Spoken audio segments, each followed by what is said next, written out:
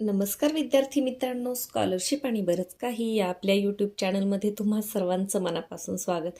आज आपण इयत्ता चौथीसाठी दिनदर्शिका म्हणजेच कॅलेंडरवर आधारित जो आपला व्यवसाय आहे तो सोडवणार आहोत. आता दिनदर्शिकेवरचे प्रश्न सोडवण्याच्या अगोदर याचा जो बेसिकचा एक व्हिडिओ आहे तो आपल्या चॅनलवर आहे. मी त्याची लिंक डिस्क्रिप्शन बॉक्समध्ये देईल, तो तुम्ही सुरुवातीला बघा. म्हणजे काय होईल की कॅलेंडरचे प्रश्न सोडवताना तुम्हाला काय लक्षात ठेवायचे, लीप वर्ष म्हणजे काय, साधे वर्ष म्हणजे काय, त्याच्यानंतर 28 दिवसांच्या महिन्यामध्ये सगळे वार हे 4 वेळा येतात, 29 दिवसांच्या महिन्यात 1 तारखेचा वार 5 वेळा येतो, 30 दिवसांच्या महिन्यात 1 व 2 तारखांचे वार 5 वेळा येतात, 31 दिवसांच्या महिन्यात 1, 2, 3 या 3 तारखांचे वार 5 वेळा येतात. हे काही जे बेसिक आहे हे तुम्हाला माहीत असलं पाहिजे. आता प्रश्न सोडवताना जेव्हा जेव्हा त्याचा संदर्भ येईल तेव्हा मी तुम्हाला ते स्पष्ट करून सांगते. आता दिनदर्शिकेवरचे जे सोडून दिलेले प्रश्न आहेत ते सुद्धा आपण समजून घेणार आहोत. पहा 3.5 वर्ष 12 महिने म्हणजे किती वर्ष? आता 12 महिन्यांचं 1 वर्ष असतं, मग 3.5 वर्ष आणि 3.5 वर्ष आणि 12 महिने म्हणजे 4.5 वर्ष झाले. म्हणजे 4 वर्ष आणि 4.5 म्हणजे वरचे 6 महिने म्हणजे 4 वर्ष 6 महिने. तर हे आपण तोंडी सुद्धा करू शकतो, याला कच्च्या कामाची गरज नाही. यानंतर 7 जूनला शनिवार असल्यास त्या महिन्यात खालीलपैकी कोणता वार 5 वेळा येणार नाही? आता आपल्याला माहिती आहे 28 दिवसांच्या महिन्यामध्ये सगळे वार किती वेळा येतात? 4 वेळा येतात, कारण 7 चोक 28, 7 दिवसांचा आठवडा असतो. 29 दिवसांच्या महिन्यात 1 तारखेचा वार 5 वेळा येतो. 30 दिवसांच्या महिन्यात 1 आणि 2 तारखांचे वार 5 वेळा येतात. तर 31 दिवसांच्या महिन्यामध्ये 1, 2, 3 तारखांचे वार हे 5 वेळा येतात. आता 7 जून म्हटले, जून किती दिवसांचा आहे? 30 दिवसांचा, म्हणजे 1 आणि 2 तारखांचे वार 5 वेळा येणार आहेत. मग आता बघा 7 जूनला रविवार होता ना, मग 1 जूनला कोणता वार असणार आहे? 7 जूनला शनिवार होता, मग 1 जूनला कोणता वार असणार आहे? रविवार. म्हणजे 8 जूनचा जो वार आहे ना तो 1 तारखेला असतो. म्हणजे 1, 8, 15, 22, 29 यांना सारखेच वार असतात. 2, 9, 16, 23, 30 यांना सुद्धा सारखेच वार असतात. आता हे सगळ्यांच्या लक्षात राहील असं नाही, पण तुम्ही काय करू शकता? 7 जूनला शनिवार, मग 8 जूनला रविवार, मग 8 जूनला रविवार म्हणजे 1 जूनला सुद्धा कोणता वार असणार आहे? 1 जूनला रविवार असणार आहे. 1 जूनला रविवार असणार आहे. 2 जूनला कोणता वार असणार आहे? रविवार नंतर सोमवार असणार आहे. मग 30 दिवसांच्या महिन्यामध्ये हे 2 वार 5 वेळा येणार आहेत, रविवार आणि सोमवार. आता आपण पर्याय बघूया. रविवार, सोमवार, मंगळवार यापैकी नाही, म्हणजे मंगळवार हा तिथे 5 वेळा येणार नाही. आता हे मी कसं काढलं? 7 जूनवरून आपण 1 जूनची तारीख काढली. जून महिना आहे म्हणून मग 1 आणि 2 तारखांचे वार 5 वेळा येतात. पुढे पाहूया. 2005ची सुरुवात जर बुधवाराने झाली असेल तर 2007ची सुरुवात कोणत्या वाराने होईल? आता 2005 हे साधे वर्ष आहे, त्याला 4ने भाग जात नाही. 2000, त्यानंतर 2004, 2008 म्हणजे 4चा पाढा थोडक्यात तुम्ही लक्षात ठेवला तरीही चालणार आहेत. ते काय आहेत? लीप वर्ष आहे. आता 2005 साधे वर्ष आहे. 2005ची सुरुवात म्हणजे 1 जानेवारीला जर बुधवार असेल तर त्याच्या पुढच्या वर्षीचा वार हा 1 दिवसाने पुढे सरकतो. मग 5 नंतर बघा 2006ला काय येईल? बुधवार नंतर गुरुवार येईल, किंवा हे लिहूनही केलं तुम्ही तरी चालतं. 2005ला बुधवार 1 जानेवारी वर्षाची सुरुवात म्हणजे, मग 2006ला कोणता येईल? गुरुवार, बुधवारच्या पुढचा गुरुवार. 2007ला कोणता येईल? गुरुवार नंतर शुक्रवार. मग आपल्याला प्रश्न काय विचारले? तोच विचारले, 2007 विचारले. 2007ची सुरुवात कशाने होईल? तर शुक्रवारने होणार आहे. आणि याच्यामध्ये जर लीप वर्ष आला, आता 2008ला विचारलं तर कोणता येईल? शनिवारी येईल. मात्र 2009चा जर विचारला ना, 2008ला शनिवारी येईल. आणि 2009चा जेव्हा विचारला जातो तेव्हा 8 हे काय आहे? लीप वर्ष आहे. 2000, 2004, 8, 12 या पद्धतीने. तर 2009ला हाच वार 2 दिवसांनी पुढे जाईल, म्हणजे आता आपण व्यवसायामध्ये दिलेले प्रश्न समजून घेऊयात. खालीलपैकी महिना व त्यातील दिवसांची संख्या यांची चुकीची जोडी कोणती? सप्टेंबरमध्ये 30 दिवस असतात, बरोबर आहे. ऑगस्टमध्ये 31 दिवस, बरोबर आहे. जूनमध्ये 31 असतात का? नाही. जानेवारीमध्ये 30 असतात का? नाही. म्हणजे क आणि ड. क आणि ड कुठे आहे? फक्त क आणि ड. पर्याय क्रमांक 4 हे असणार आहे तुमचं उत्तर. यानंतर कोणत्याही वर्षात खालीलपैकी कोणत्या दिवशी एकच वार असतो. तर आता इथे लक्षात ठेवा की स्वातंत्र्य दिन, बालदिन आणि शिक्षक दिन हे कोणत्याही वर्षामध्ये एकाच वारी येतात. कोणता? आता शिक्षक आणि बालक याच्यावरून शिक्षक आणि बालदिन लक्षात ठेवा. शिक्षक दिन, बालदिन, शिक्षक, बालक आणि स्वातंत्र्य दिन हा सुद्धा आपला राष्ट्रीय सण आहे. तर हे तीनही एकाच दिवशी येत असतात. म्हणजे याचं उत्तर काय आहे? फक्त ब, क आणि ड. आणि महाराष्ट्र दिन कधी असतो? 1 मेला असतो. यानंतर खालीलपैकी लीप वर्ष कोणते आहे? आता किती सोपं आहे. ज्या संख्येला, ज्या वर्षाच्या सालाला 4ने भाग जातो ते लीप वर्ष असतं. आणि जे शतक असेल म्हणजे शेवटी 2 शून्य तर त्याला कितीने भाग गेला पाहिजे? 400ने. आता बघा 2014 मी तुम्हाला काय सांगितलं? आपण 4चा पाढा लक्षात ठेवायचं. 2000 नंतर 2004, 4 दुने 8, 4 त्रिक 12, 4 चौक 16 म्हणजे 2016 हे लीप वर्ष आहे. परंतु 2014 आहे का? तर नाही. म्हणजे हे उत्तर येणार नाही. तर नसणार आहे आपलं. पहा म्हणजे आपली हे आणि हे आपलं उत्तर नसणार आहे. ते यापैकीच उत्तर असेल. आता 2020 याला 4ने भाग जातो म्हणजे हे आहे. 1900 लीप वर्ष आहे का? तर नाही. आणि यानंतर 2000 हे मात्र लीप वर्ष आहे. म्हणजे ब आणि ड कुठे आहे? पर्याय क्रमांक 1 हे आहे तुमचं उत्तर. अशा प्रश्नांना जेव्हा तुम्हाला कॅलेंडरचं बेसिक माहीत असतं तेव्हा इथे तुम्हाला जास्त विचार करावा लागत नाही आणि अगदी पैकीच्या पैकी मार्क्स तुम्हाला मिळतात.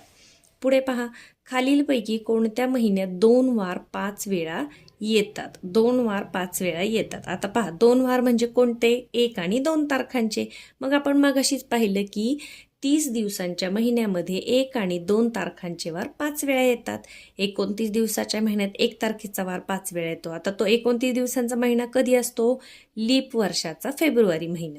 यानंतर 31 दिवसांचा महिना असेल तर 1, 2, 3 तारखांचे वार 5 वेळा येतात. आपल्याला विचारले काय की कोणत्या महिन्यात 2 वार 5 वेळा येतात? म्हणजे 1 आणि 2 तारखांचे. म्हणजे इथे आपल्याला 30 दिवसांचा महिना शोधायचा. मग नोव्हेंबर 30 दिवसांचा आहे, बरोबर आहे. एप्रिल 30 दिवसांचा, बरोबर आहे. फेब्रुवारी नाही, सप्टेंबर 30 दिवसांचा आहे. म्हणजे ब आणि ड. ब ड कुठे आहे? ब ड. पर्याय क्रमांक 4 हे आहे तुमचं उत्तर. यानंतर खालीलपैकी चुकीचा पर्याय कोणता? आता पहा 3.5 वर्ष म्हणजे 42 महिने होतात का? पटापट कॅल्क्युलेशन करून पहा. 3 वर्ष म्हणजे 12 के 12, 12 24, 12 त्रिक 36 आणि अजून त्याच्यामध्ये 6 मिळवा. 36 मध्ये 6 मिळवले किती झाले? 42 म्हणजे बरोबर आहे. पहिलं बरोबर आहे. दुसरं पहा, 1.25 वर्ष म्हणजे 91 आठवडे का? आता पहा 1 वर्ष म्हणजे किती? एका वर्षात असतात 52 आठवडे. अर्ध्या वर्षामध्ये किती असणार? 26 दुने 52 म्हणजे अर्ध्या वर्षाचे 26 पकडा आणि अजून पाऊण म्हणजे पावभाग म्हणजे किती? 13 पकडा त्याच्यामध्ये. मग किती झाले पहा? 6 आणि 3 9, 10 11शी 1 हातचाला 1, 5 आणि 4 9 म्हणजे हे पण बरोबर आहे. 1.25 वर्ष म्हणजे 91 आठवडे. आठवडे कसे काढले मी? एका वर्षामध्ये 52 आठवडे. पहा साध्या वर्षामध्ये 52 आठवडे आणि 1 दिवस जास्त असतो. लीप वर्षात 52 आठवडे आणि 2 दिवस जास्त असतात. यानंतर 150 दिवस म्हणजे 5 महिने का? 150 दिवस. मग महिना किती दिवसांचा असतो? 30 दिवसांचा. मग आपण 30ने भागूया साधारण. पहा 3 5 15 बरोबर आहे. 150 दिवस म्हणजे 5 महिने. 33 आठवडे म्हणजे 6 महिने असतात का? आता आठवड्यामध्ये दिवस किती? 7. मग 33ला 7ने भागून पहा इथे 6 येणार आहे का? नाही, हा भाग जाणार नाही. मग आपल्याला विचारलंय काय? तर चुकीचा पर्याय विचारलाय. तर पर्याय क्रमांक 4 हा आहे तुमचं उत्तर. याच्यासाठी तुम्हाला बेसिक माहीत असणं आवश्यक आहे. कशाला भाग घालवायचा आहे, महिना दिला असेल तर काय करायचं, आठवडे दिले असेल तर काय करायचे, त्यानंतर दिवस दिले असतील तर काय करायचे हे आपल्याला समजलं पाहिजे. पुढे पहा, मे महिन्याच्या 5 तारखेला रविवार असेल तर त्याच महिन्याच्या शेवटच्या दिवशी कोणता वार येईल? आता हे उत्तर काढायला फार सोपं आहे. पहा आता 5 मे महिन्याच्या 5 तारखेला रविवार आहे. मग काय करायचं? आता 1 2 मोजत बसायचं का? नाही. आठवडा किती दिवसांचा असतो? 7. मग आपण याच्यामध्ये अधिक 7 करा. 7 आणि 5 किती? 12. मग 12 तारखेला पण रविवार असणार आहे. याच्यामध्ये अजून 7 मिळवा. किती झाले? 19. 19 तारखेला पण रविवार असणार आहे. अजून 7 मिळवा. 7 आणि 7 14, 15 16 म्हणजे 26 येईल. 26 तारखेला पण रविवार असणार आहे. मग पहा 27, 28, 29, 30 आणि 31. मे महिन्यामध्ये किती दिवस असतात? 31. आपल्याला शेवटच्या दिवसाचा वार विचारला, मग रविवार, सोमवार, मंगळवार, बुधवार, गुरुवार आणि शुक्रवार. कोणता वार असणार आहे? शुक्रवार असणार आहे. तर कुठे आहे पर्याय? पर्याय क्रमांक 3 हे आहे तुमचं उत्तर. कसं काढायचं? जेव्हा पुढचा वार विचारलेला असेल +7 करत जायचं. अगोदरचा विचारला असेल तर -7 करत जायचे. पुढचा प्रश्न पहा. एका वर्षाचा बालदिन मंगळवारी येतो, त्या वर्षीचा शिक्षक दिन कोणत्या वारी येईल? आता असा प्रश्न आपण अगोदर सोडवला आहे. काय पाहिलं? शिक्षक दिन, बालदिन आणि स्वातंत्र्य दिन एकाच दिवशी येतात. म्हणजे बालदिन जर मंगळवारी असेल तर शिक्षक दिन पण कधी असणार आहे? मंगळवारी असणार आहे. पर्याय क्रमांक 2 हे आहे तुमचं उत्तर. खालीलपैकी चुकीची तारीख कोणती? 31/1/2019. पहा, 31/1 जानेवारीमध्ये 31 दिवस असतात, बरोबर आहे. 1 म्हणजे जानेवारी महिना. 30/6 आता 6 म्हणजे जून महिना, मग जून महिन्यात 30 दिवस असतात, म्हणजे हे पण बरोबर आहे.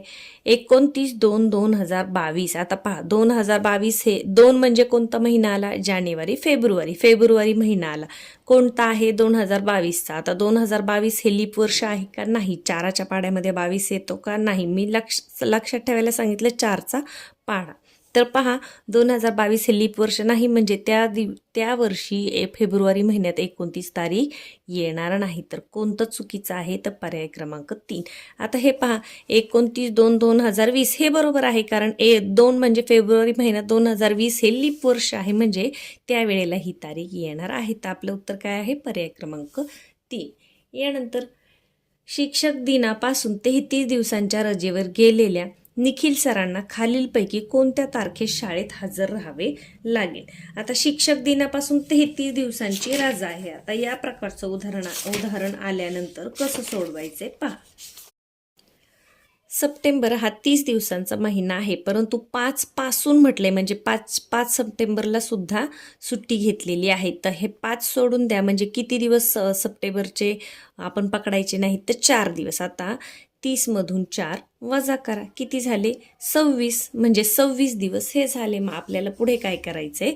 30 सप्टेंबर नंतर 26 दिवस, 30 सप्टेंबरपर्यंत 26 दिवस. मग पहा, 27, 28, 29 या पद्धतीने गेलं तरी येणार आहे तुमचं 30, 31, 32 आणि 33. हे मी काय लिहिले?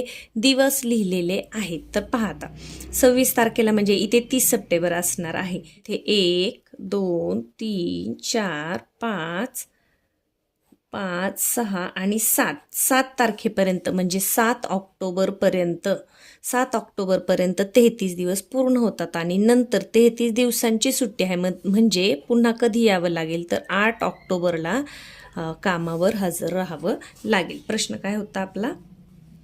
रजेवर गेलेल्या सरांना, बरोबर, कोणत्या तारखेस शाळेत हजर राहावे लागेल? तर 8 ऑक्टोबर. आता हे मी कसं केलं? ही एकदम साधी पद्धत आहे, पहा, कोणत्याही विद्यार्थ्याला समजेल अशी. 5 सप्टेंबर पासून गेलेत म्हणून आपण 5 हा दिवस पकडला, 5 सप्टेंबर. मग सप्टेंबरचे किती दिवस आपण सोडून द्यायचे? तर 4 सोडून द्यायचे. सप्टेंबरमध्ये 30 दिवस, म्हणून मी 30 मधून 4 वजा केले. किती दिवसांची रजा झाली? 26 सप्टेंबर पर्यंत 26 दिवसांची रजा झाली 30 सप्टेंबर पर्यंत. मग 27, 28, 29, 30 हे दिवस लिहिलेले आहेत. 33 दिवसांची रजा आहे ना, म्हणून. आणि मग 30 सप्टेंबर नंतर 1 ऑक्टोबर, 2 ऑक्टोबर, 3, 4, 5, 6, 7 ऑक्टोबर पर्यंत 33 दिवस पूर्ण होतात आणि 8 ऑक्टोबर रोजी सरांना शाळेत हजर राहावं लागेल. तर या पद्धतीने तुम्ही साध्या पद्धतीने कॅल्क्युलेशन करू शकता. आपलं उत्तर आहे पर्याय क्रमांक 2. खालीलपैकी कोणत्या महिन्यात 3 वार 5 वेळा येणार नाहीत? म्हणजे 3 वार 5 वेळा येणार नाही, म्हणजे 3 वार कधी येतात 5 वेळा? तर 31 दिवसांच्या महिन्यामध्ये. जानेवारीमध्ये येणार का? येणार. यानंतर जुलैमध्ये येणार, डिसेंबरमध्ये येणार. नोव्हेंबर मात्र 30 दिवसांचा आहे आणि 30 दिवसांच्या महिन्यात 2च वार, म्हणजे 1 आणि 2 तारखाचे वार 5 वेळा येतात. आपल्याला विचारले काय? 3 वार 5 वेळा येणार नाहीत, तर नोव्हेंबरमध्ये 3 वार येणार नाहीत, तर 2च वार 5 वेळा येतील. म्हणजे आपलं उत्तर आहे पर्याय क्रमांक 2. यानंतर पुढे प्रश्न पहा. 1945 साली जन्म झालेल्या मोहनरावांना सन 2014 साली वयाची किती वर्ष पूर्ण होतील? असा जेव्हा प्रश्न येतो एकदम सोपं असतं. मोठ्या संख्येतून छोटं जे साल आहे ते वजा करायचं. 2014 वजा 1945. 45 पहा 2014 वजा 1945 पहा इथे शून्य राहिला, हातचा घेतला, 5 आणि 5 10 आणि 4 14 म्हणजे इथे 9 राहिले, 14तून 5 गेले 9. आता इथे शून्य राहिलेलं आहे, मग काय करायचं, इथे 1 इथे 9 इथे 10 म्हणजे मी हातचा उसना घेतला, 10 मधून 4 गेले 6, 19 मधून 19 गेले 0. किती वर्ष पूर्ण होतात, 69. जेव्हाही तुम्हाला वय काढायचं असेल, साल काढायचं असेल, पुढचं मागचं, तर मोठ्या सालातून छोटं साल वजा करायला लगेच ते उत्तर निघून जातं. तर 69 वर्ष हे आहे तुमचं उत्तर. पुढे पहा 2018 साली काळे कुटुंबाला अहमदनगर शहरात स्थायिक होऊन 38 वर्ष पूर्ण होतील, तर ते कुटुंब किती साली अहमदनगर येथे राहायला आले. आता 2018 मधून आपल्याला काय करायचे, 38 वजा करायचे, 2018 वजा 38 पहा 8तून 8 गेले 0, 1 मधून 3 जात नाही, इथून हातचा घ्या, इथं उरला 1, इथं 10 झाले, पुन्हा 1 हातचा घेतला, इथं 9 इथं 1. आता 8 9 10 11 इथे उरले 8 आणि 1919 असंच. म्हणजे फक्त आपण काय केलं, दिलेल्या सालामधून 38 वर्ष वजा केले, वजाबाकी केली हातचा घेऊन, तर आपलं उत्तर काय आलेलं आहे 1980. मग तुमचं उत्तर आहे पर्याय क्रमांक 1. 26 जानेवारी 2015 साली साजरा झालेला प्रजासत्ताक दिन हा भारताचा कितवा असेल. आता पहा 26 जानेवारी 2015 साली झालेला. आता प्रजासत्ताक दिन सगळ्यात पहिल्यांदा केव्हा साजरा झाला होता, 2015तून आपण ते वजा करूया. कधी झाला होता, तर 26 जानेवारी 1949 रोजी आपण घटना मान्य केली होती, म्हणजे 1949 हे तुम्हाला वजा करायचं आहे. तर पहा आता इथे 15तून 9 गेले, 9 1 10 5 15 म्हणजे 6. याच्यानंतर इथे उरला 1, इथे झाले 9 इथे झाले 10, 10तून 4 गेले 6 म्हणजे कितवा, 19 मधून 19 गेले 0. कितवा आहे तो 2015चा 66वा पर्याय क्रमांक 2. कसं केलं, सगळ्यात सुरुवातीचा कधी साजरा झाला होता, तर 1949. आणि स्वातंत्र्य दिन जर आला तर स्वातंत्र्य दिन कधी, 1947 तुम्हाला वजा करावा लागला असता. पण इथे प्रजासत्ताक दिनाची सुरुवात केव्हा झाली हे तुम्हाला इथं माहीत असलं पाहिजे, 1949ला. आणि फक्त हातच्याची वजाबाकी करायची आहे. या प्रकारची गणितं अगदी सोपी असतात, फक्त तुम्हाला काय करायचे हे लक्षात राहिलं पाहिजे. खालीलपैकी कोणत्या तारखेला जन्मदिवस असलेल्या व्यक्तीचा वाढदिवस हा 4 वर्षांनी येतो. तुम्हाला माहिती आहे लीप वर्ष 4 वर्षांनी येतं, आणि कोणती तारीख असते ती 29 फेब्रुवारी पर्याय क्रमांक 2. यानंतर पुढे पहा 5 मे पासून, जेव्हा पासून म्हटलेलं असतं ना, तेव्हा 5 ही तारीख सुद्धा पकडायची. 5 नंतर म्हटलं असलं तर 5 पकडायची नाही, 6 पकडायची. या पद्धतीने लक्षात ठेवा. 5 मे पासून 34 दिवस शाळेला उन्हाळी सुट्टी होती, तर शाळा कोणत्या तारखेला उघडेल. जसं मागाशी केलं आपण तसंच करूया. 5 मे पासून 34 दिवस. आता 5 मे ही सुद्धा आपल्याला तारीख धरायची आहे, आणि किती दिवस करायचं आहे, 34 दिवसांची सुट्टी. मे महिन्यात किती दिवस असतात, 31. 5 मे पासून लागली म्हणजे 5 पण धरायचं. मग किती वजा करणार मी, मे महिन्याचे 4 दिवस वजा करणार, आणि 34 दिवसांची सुट्टी आपल्याला करायची. तर पहा 31 मधून 4 गेले, किती उरले, 27. म्हणजे 31 मे पर्यंत किती दिवस होता, ते 27 दिवस होतात. इथून पुढे आपल्याला 34 दिवस करायचे. मग पहा 27, मग 28 29 30 31 32 33 34. हे मी काय लिहून घेतले, दिवस लिहून घेतलेले आहेत. इथे 31 मिळालं. मग हा 1 जून 2 3 4 5 6 आणि 7. मग शाळा कधी सुरू होईल, याच्यानंतर म्हणजे 8 जून रोजी शाळा सुरू होईल. आहे का पर्याय, पहा पर्याय क्रमांक 2 हे आहे तुमचं उत्तर. या प्रकारचा प्रश्न आल्यावर कसं करायचे पहा. सुट्टी किती दिवसांची आहे, 34 दिवसांची. कधीपासून आहे, मे पासून आहे, 5 मे. मग 5 मे ही सुद्धा तारीख धरायची. पासून म्हटलंय म्हणून धरायची, नंतर म्हटलं असतं तर मग आपण 5 मे पकडली नसती. मग मेचे 4 दिवस आपण वजा केले. मे महिन्याच्या 31 दिवसातून किती झाले, मे महिन्यामध्ये सुट्टी 27 दिवस झाली. मग मे महिन्यात 27 झाली, तर मग पुढे मग 28 29 30 31 32 33 34 34 पर्यंत पर्यंत मोजेपर्यंत 7 जून आलेला आहे आणि 7 जून नंतर म्हणजे 8 जून रोजी शाळा सुरू होईल. तर इथे तुम्हाला पर्याय पहा, 8 जून, 7 जून, 9 जून म्हणजे एक एक दिवसाच्या फरकाने दिलेले असतात. पण या पद्धतीने जर तुम्ही व्यवस्थित लिहून काढलं, हे करायला वेळ लागत नाही. इथे मात्र तुमचं उत्तर अजिबात चुकत नाही. तर या पद्धतीने कॅलेंडरवरचे प्रश्न आपण समजून घेतलेले आहेत. पुढच्या व्हिडिओमध्ये अजून एखादा जर महत्त्वाचा टॉपिक असेल तर त्याचे प्रश्न आपण समजून घेणार आहोत. व्हिडिओला लाईक करायला विसरत जाऊ नका. चॅनलवर नवीन असाल तर सबस्क्राईब करा. धन्यवाद.